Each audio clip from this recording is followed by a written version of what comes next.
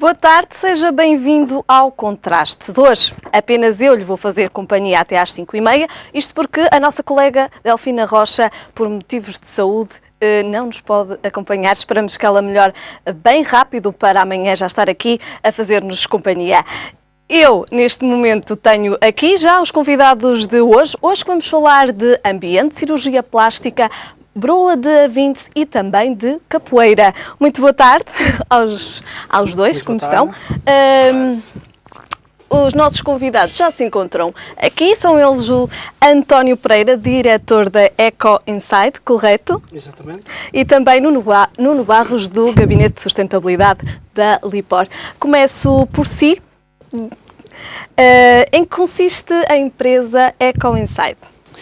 Portanto, a Eco Inside é uma empresa relativamente recente, que surgiu em janeiro de 2006, resultante de um curso de empreendedorismo que o Estado do Porto deu na altura, e que se dedica a duas áreas de negócio relacionadas com o ambiente e a proteção da natureza, que é uma é a ecoeficiência, a outra é a conservação da biodiversidade. Na vertente, e resumidamente falando o que é a ecoeficiência, é um conceito genérico que é uma das ferramentas que permite atingir o desenvolvimento sustentável, e em que o objetivo é que haja um equilíbrio muito grande entre as vertentes económicas e ambientais. Portanto, uma empresa consiga produzir o máximo que consegue, tendo o mínimo de impacto possível no ambiente. As vertentes da ecoeficiência serão a energia, que hoje em dia estão muito em voga, as questões da eficiência energética, da utilização de fontes de energia renováveis, mas também questões relacionadas com o uso racional da água, produção reduzida de resíduos ou revalorização dos resíduos, portanto, tornando-os num subproduto para a própria empresa, e as questões das emissões gasosas, que também hoje, tendo em atenção as questões do aquecimento global, também estão em voga. Exatamente, então são também um problema, não é? Exatamente. Nas questões da conservação da biodiversidade, o que a Inside faz é, os nossos principais clientes serão autarquias, que não têm no seu concelho reservas naturais, portanto, que são definidas pelo próprio Estado, mas que têm valores naturais que querem valorizar. Portanto, e querem desenvolver também. Exatamente. Portanto, e a forma a perspectiva que a Eco Inside dá a essas autarquias, porque também algumas empresas começam a preocupar-se, mas essencialmente serão autarquias, é que podem pegar nesse património natural, defendê-lo numa perspectiva de o promoverem.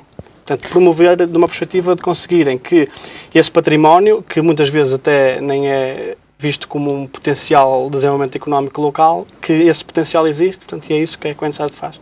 E é interessante ver como as autarquias se interessam por estas questões ambientais e pelo facto de também elas quererem aproveitar as energias de que dispõem. Exatamente, exatamente. E é uma preocupação que, apesar da Eco Inside ter apenas 3 anos, nestes últimos 3 anos houve uma alteração muito grande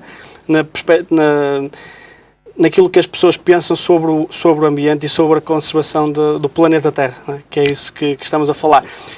Em 2006, por exemplo, as questões da eficiência energética eram uma questão que poucas pessoas se preocupavam, da abordagem que a Eco Inside fazia. Tinham muitas vezes a resposta de que o que nós consumimos é aquilo que precisamos para funcionar.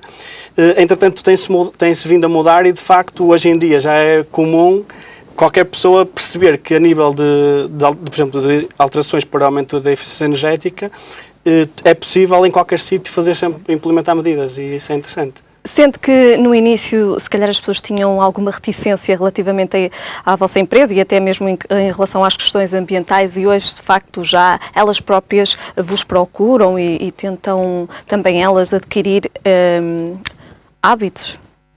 Relativamente ao ambiente? É de facto interessante a alteração de perspectiva que as pessoas têm de matérias relacionadas com o ambiente. Eu penso que vem um pouco de quando o conceito do desenvolvimento sustentável surgiu, as pessoas começaram muito a olhar para esse conceito como um conceito muito apenas e só ligado às questões do ambiente. Quando o conceito do desenvolvimento sustentável tem 3 vertentes, que é o ambiente, a parte social e a parte económica. E, portanto, é esse desenvolvimento que se pretende, exatamente. Ou seja, as questões económicas continuam lá, as questões ambientais foram trazidas mais recentemente e as questões sociais são hoje em dia cada vez mais trazidas. E, portanto, eu penso que é esta desmistificação do conceito do desenvolvimento sustentável, em que não é apenas e só ambiente, que foi esse muito aquilo que quando foi disputado e surgiu o conceito que as pessoas começaram muito a associar a questões ambientais, mas hoje em dia as pessoas já percebem que as questões ambientais têm implicações económicas, que as questões económicas têm implicações sociais e, portanto, penso que o triângulo se começa a fechar na perspectiva das pessoas. Ou seja, elas já começaram a perceber que estes três fatores estão interligados e, portanto, têm que funcionar todos juntos. Exatamente. É isso, essa percepção que nós temos. Exatamente, e que também as próprias pessoas vos vão dando, não é? Pelo feedback que vocês têm, que é bastante positivo, exatamente, digo eu. Exatamente, o feedback é positivo. A EcoInside, portanto, nos 3 anos de atividade que tem, é uma empresa que está no mercado, está financeiramente equilibrada, não obstante a época mais difícil que passamos agora. E, portanto, passou aquela primeira fase de maturação em que 80% das empresas startups, no início de vida, acabam por desaparecer nos 3 primeiros anos de vida. Portanto, a EcoInside passou. Portanto, é uma demonstração que questões relacionadas com o desenvolvimento sustentável podem ser um negócio e, portanto, há pessoas que estão dispostas a pagar para conseguirem melhorar o seu desempenho nessas matérias. E vocês sentiram a crise que tanto se fala no país? Ou nem por isso? Sim, sentimos a crise. A nível de vendas, o que nós mais sentimos foi no início deste ano, os 4 primeiros meses, muitos dos projetos que estariam em curso, ou que nós do final do ano de 2008 acharíamos que iriam iniciar em 2009, ficaram em stand-by. E, portanto, a EcoInside teve um período em que não conseguiu. Não é que não houvesse interesse por parte dos clientes, mas porque os clientes achavam que para já não, vamos esperar mais um ou 2 meses para avançar. Neste momento já avançaram e, portanto, foi mesmo um adiar que fez com que tivéssemos essa passagem, não diria do deserto, porque havia alguns oásis, mas uma passagem se calhar mais lenta. Dr. Nuno Barros, do Gabinete de Sustentabilidade da Lipor, já conhecia a EcoInside? Sim. Tive o prazer de conhecer a EcoInside ainda no ano do seu lançamento e, portanto, tenho acompanhado o percurso nestes últimos tempos, nos 3 anos, já quase 4 anos de vida, e, portanto, temos acompanhado muito perto também o seu trabalho. Acha também que as pessoas, neste momento, já têm, digamos assim, já olham para o ambiente de uma outra forma? Eu penso que sim, cada vez mais as pessoas estão mais sensibilizadas para as questões ambientais, até mesmo porque também os meios de comunicação social e os mídias têm também apostado muito nessas questões e têm, digamos assim, demonstrado realmente alguma urgência que há em que comecemos a abordar estas questões rapidamente, porque o planeta é finito e se efetivamente não fizermos alguma coisa, as coisas não vão correr muito bem para todos nós, não é? Porque nós muitas vezes pensamos no planeta Terra como uma coisa à parte, mas se ele não existir, nós também não existiremos com certeza. E, portanto, tem havido efetivamente um aumento da sensibilidade das pessoas em relação a estes assuntos e também cada vez mais daquilo que elas fazem no seu dia-a-dia para termos todos um ambiente e um planeta melhor. Hoje em dia ouvimos falar muito de educação ambiental. O que é educação ambiental? Em que é que consiste? Essa é uma pergunta... Eu acho que isto é uma pergunta que eu posso lançar aos dois. Essa é uma pergunta difícil para qualquer um de nós. De qualquer modo, nós temos, neste caso na Lipor, que é onde eu trabalho, e que é uma empresa que faz a gestão dos resíduos aqui na área do Porto, para nós a sensibilização ambiental acaba por ser, digamos assim, um complemento daquilo que é o nosso trabalho do dia-a-dia. E basicamente também uma definição que poderíamos dizer, eu não diria simplista, mas pelo menos simples, a educação ambiental é tentar levar às pessoas aquela informação que elas necessitam para ter melhores atitudes no dia-a-dia em relação às questões ambientais.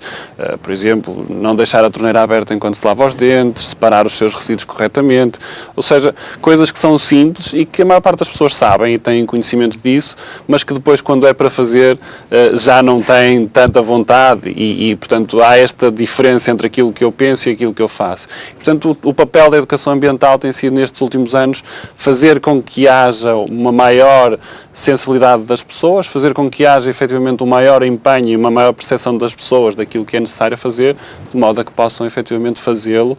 E, portanto, eu penso que, assim, de uma maneira muito genérica, seria isto que seria a educação ambiental. Só acrescentando, nós temos um investimento grande em termos de educação ambiental, porque achamos efetivamente que é importantíssimo. Temos neste momento 14 ecoconselheiros que trabalham com as escolas no dia-a-dia, efetivamente para levar esta mensagem aos mais pequeninos, que são também um veículo de futuro e, portanto, serão, digamos assim, as próximas gerações e que já vêm mais sensibilizadas, certamente, que as anteriores. Era exatamente isso que eu lhe ia perguntar. As crianças são realmente importantes para esta educação ambiental, até porque são um veículo de chegada para os pais. Sem dúvida, sem dúvida.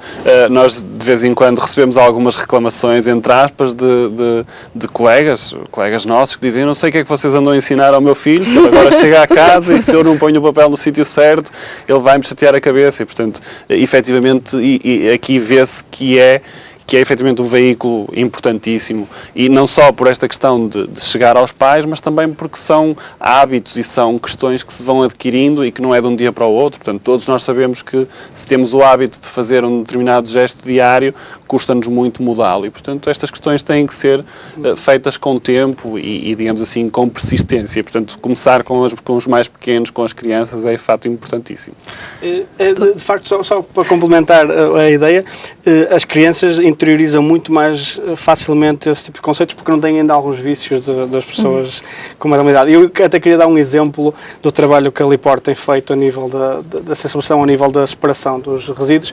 Nós, ações que fazemos de sensibilização ambiental para as autarquias, nós fazemos visitas guiadas em que demonstramos o interesse dos ecossistemas para o equilíbrio da terra, o que importância é que isso tem para a existência do ser humano, e houve numa visita guiada, em que era eu que estava a fazer esse trabalho, em que no final nós fizemos um piquenique e no final eu estava a dizer, pronto, agora pegam no lixo, vão todos ali pôr no balde de lixo. Portanto, aquilo era no meio do campo, eu só via um balde de lixo.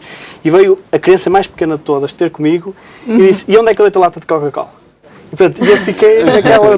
Pois, ali não pode ser. Portanto, ela depois amassou-se a lata e levou-se. Portanto, isto para mostrar que, de facto, as crianças interiorizam de tal forma que colocam sempre em questão depois no futuro. Exatamente, elas próprias têm imensas questões sobre todas essas coisas. A vossa empresa, neste caso a EcoInsight, também aposta na educação ambiental e nestes princípios?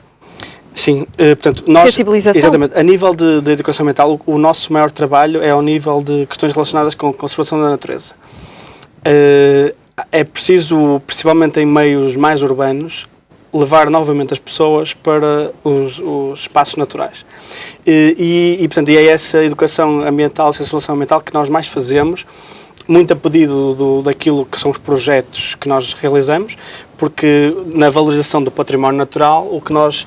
Um dos veículos dessa valorização será as pessoas do próprio Conselho se preocuparem com aquilo que existe lá. E, portanto, é nessas sessões em que levamos as pessoas para o terreno, lhes mostramos os valores naturais que lá existem. Muitas vezes existem, por exemplo, dos locais onde trabalhamos na Mortosa, existem flamingos, e as próprias pessoas de lá ficam muito surpreendidas por haver flamingos ali tão próximo. E, portanto, é esse trabalho mais relacionado com os habitats, os ecossistemas e as espécies que nós fazemos e que têm resultados muito interessantes. Muito interessantes. Nós já vamos voltar a esses resultados, já vamos voltar a falar de ambiente. Neste momento vamos ter a atuação da Escola de Capoeira Topázio.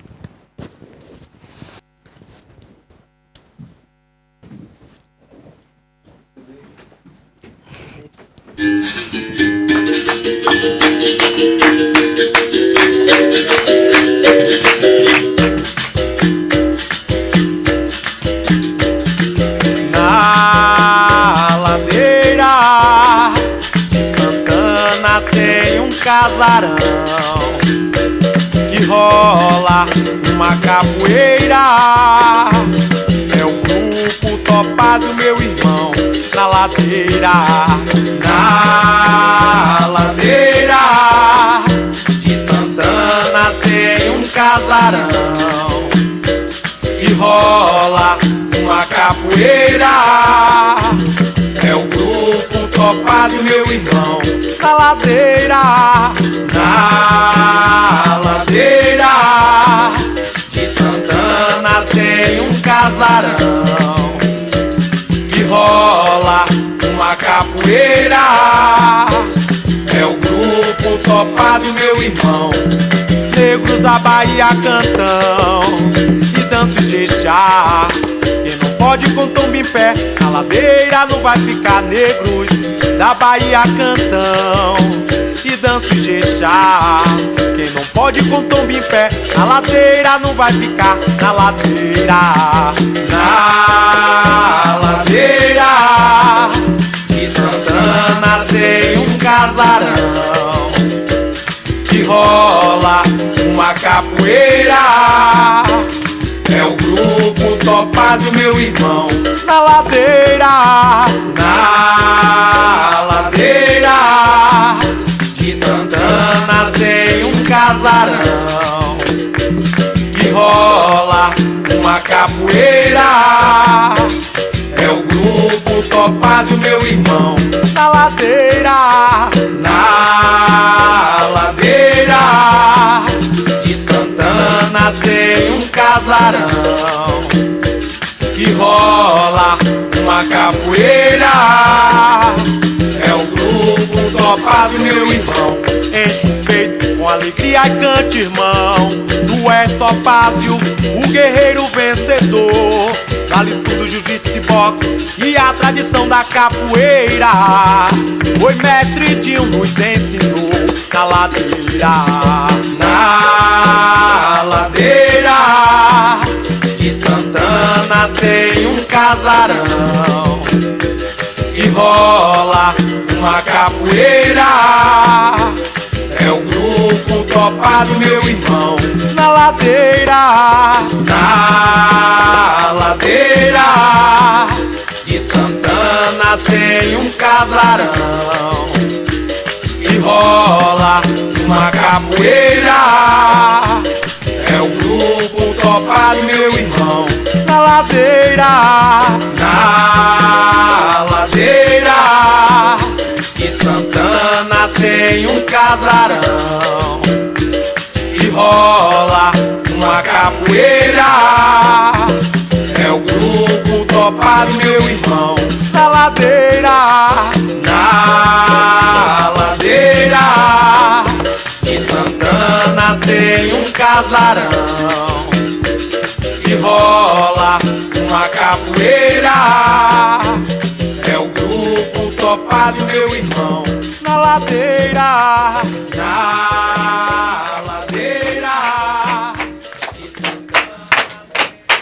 Palmas para a Escola de Capoeira Topázio. Foi esta a primeira atuação, mas vão voltar durante o Contrastes. Eu agora aqui comigo tenho o Dr. Paulo Sá Machado, da Confraria da Broa de Avintes. Boa tarde, Dr. Paulo, obrigado pela sua presença. Vi-o muito atento às questões ambientais. Sabe que nós na Confraria não nos dedicamos só